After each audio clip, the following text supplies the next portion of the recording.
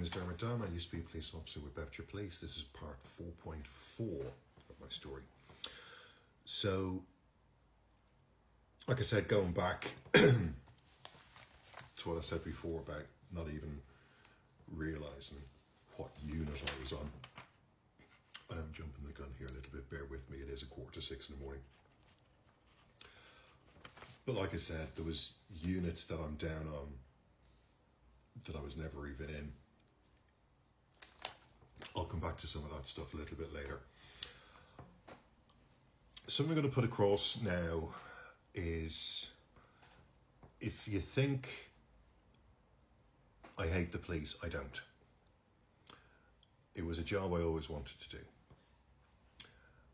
I don't know if I covered any of this beforehand, I don't think I did. Like I said, my old man was a policeman, but that was back in the south of Ireland. Never thought I could get in over here. Well, I couldn't get in back home because I couldn't speak Irish. You need Gaelic. And then it was like 2 years after I joined over here, they dropped the requirement for Gaelic. I don't know if they brought it back or whatever like that, but that was many years ago. So I'd always wanted to help people. I love helping people. I hate bullies.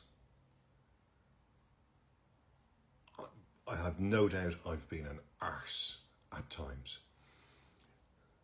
I'm not perfect. I'm a human being.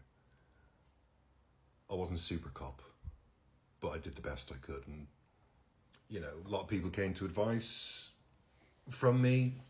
There was plenty of times where they wouldn't even go back to their own sergeants to get advice. I'd get a point to point, and that happened a lot of times.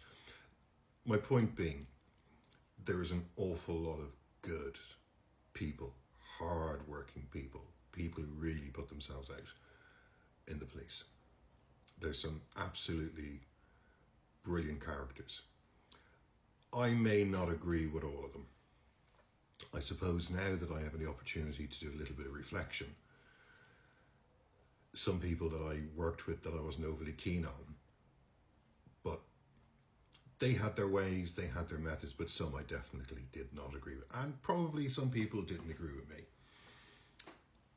But I don't care. I can leave with my head raised high, knowing that I did what I could.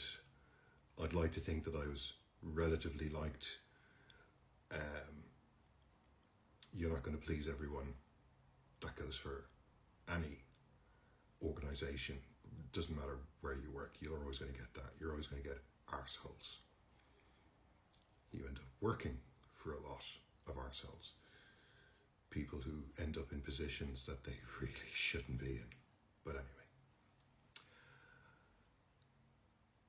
Head high, because I feel, even though I just stayed as a response PC, would love to have gone up. Wasn't an academic. But sometimes it should be just on ability and length of service. And there's some people who you see in the job and you think they really should be, and they just haven't been able to pass the exam. But sometimes exams are just awful. There's some people that I've worked under, absolutely fantastic. Men, women, race, you name it. I don't care whether they're straight or gay or whatever. Cracking people, absolutely cracking.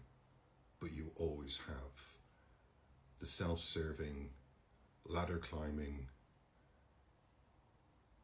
pieces of shit. And like I said, you get that in any career. I'm pleased that in all my time, I never used my Parva CS gas. Never was in a fight. Scuffles for arresting. That happened a few times. But in terms of violence, and like, I'm 6'2", 6'3", big, a lot bigger than I used to be. Unfortunately. And I would talk the hell out of people to calm them down first. Yeah, I probably wound a few up, but if, like any job, and I don't care if somebody was to turn around and say, oh, you need to be professional, you need to be this. No. If someone's talking to you like an absolute gobshite, that's exactly how that person will be treated. You get onto a level where you can talk with people, great. And then hopefully you're able to sort things out. I think I had one of the higher rates for convictions, because I stuck at the job and I would tried as much due diligence as possible. I had very few files come back for checking. I ended up, God, I couldn't even remember the last time I went to bloody court, because I used to give the defence solicitors, if they said something wrong, I'd jump on it. Couldn't help the sarcasm. And there's probably more effing and blinding on my body worn clothes, but when you're Irish you kind of get away with it, because when you put on the really deep accent, it works. So for the majority of it, yes, there is a lot of hard-working people, and I'm not damning them all, but there is people who shouldn't be in positions that they're in. Lies, deception, covers up. It's all to come. And I just want to point it out there, and I probably should have done it in an earlier video. There really is a lot of cracking people, and there was a lot of people I really, really enjoyed working with. Probably didn't enjoy working with me, but I don't really care. I enjoyed working with them. So,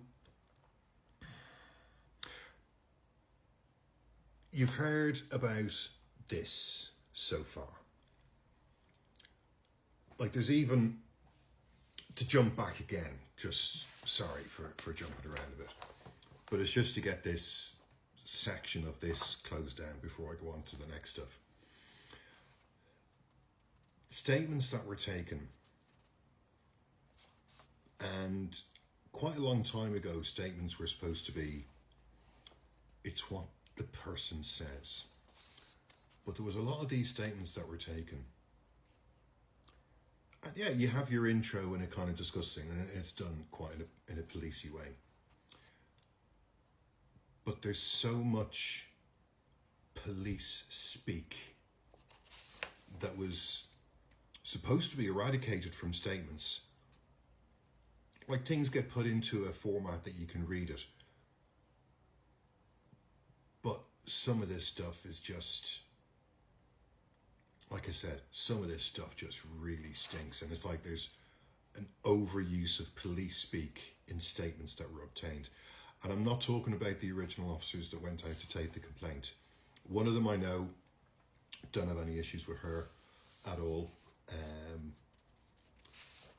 But again, one statement, I'm not going to mention who it is, but one of the statements that was taken, remember I told you about the issue where the bruises and all the rest of it, and even one of her friends here states that she doesn't have a very good memory. And again, she's basing everything on what this person has said to her.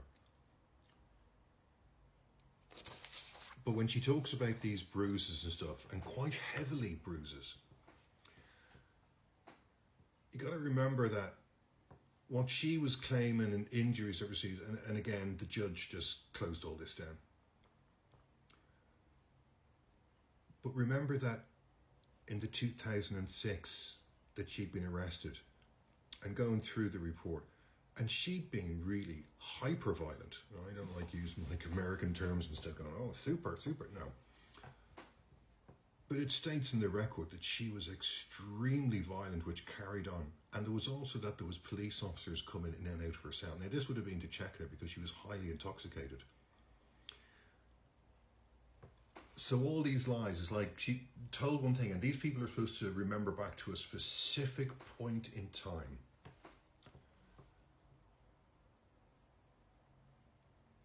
It just all stinks. The injuries that she had, and I know there was injuries mentioned, but again, they were never listed on the doctor's thing, but injuries that people saw, that was after she was arrested in Dunstable.